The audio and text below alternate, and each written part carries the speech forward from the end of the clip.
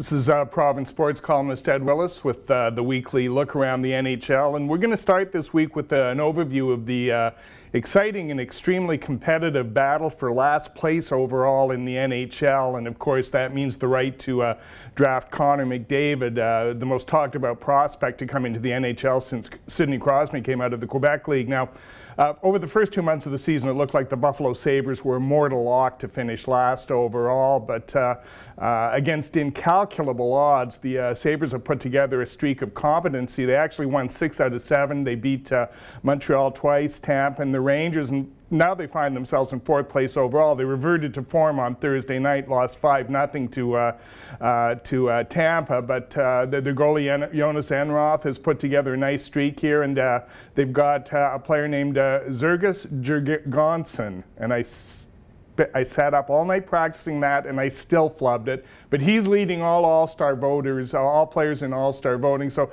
the Sabres kind of have a sheen about them right now, and I'm not sure if the NHL or the world, for that matter, is ready for that. Carolina was another team who was going great guns there for a while, but they've started to win a couple of games because goalie Cam Ward has rounded into form, and that leaves Columbus and our old friends, the Edmonton Oilers, two completely different animals.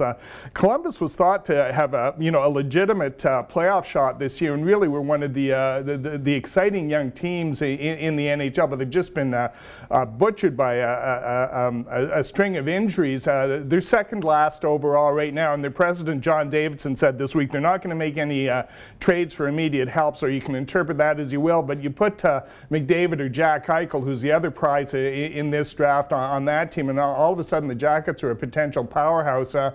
Oilers, what can I say for the fans? Lottery day is their playoffs, and remember, Oilers fans, Dishonour for Connor. We're going to move over to another interesting development.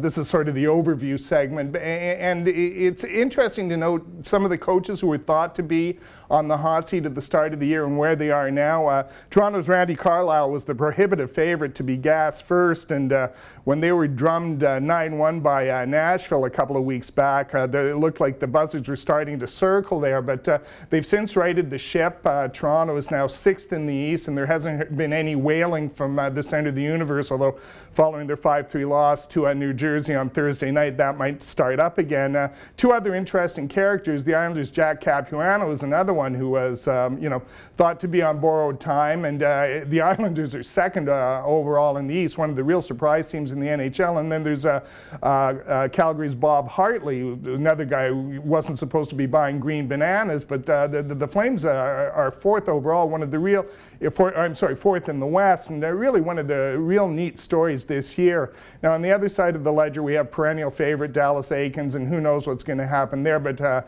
name to watch on the hot seat is Philadelphia's Craig Berube. He wasn't the hire of a new GM Ron Hextall, and the Flyers are struggling. So finally we're going to end up with the Minnesota Wild, where the Wild continued to be victimized by one of the strangest trends in recent NHL memory. This week Ironman Ryan Suter had a consecutive game streak broken when he went out of the game due to an illness, and the illness in this case is feared to be the mumps, which is a virus which has ravaged the Wild Blue Line. They've lost Jonas Brodin and 4 other regulars, and in the hyper-competitive NHL Western Conference, you just can't afford to lose a player of Suter's ilk for any length of time. So here's head coach Mike Yeo on the effect of the mumps on his team. He goes, it's a tough one because we're losing key guys, and it's for more than a couple of days. I've never seen anything like this where it's contagious and you're kind of worried it's going to be passed on to somebody else. So that's it. This is Ed Willis signing off from around the NHL this week.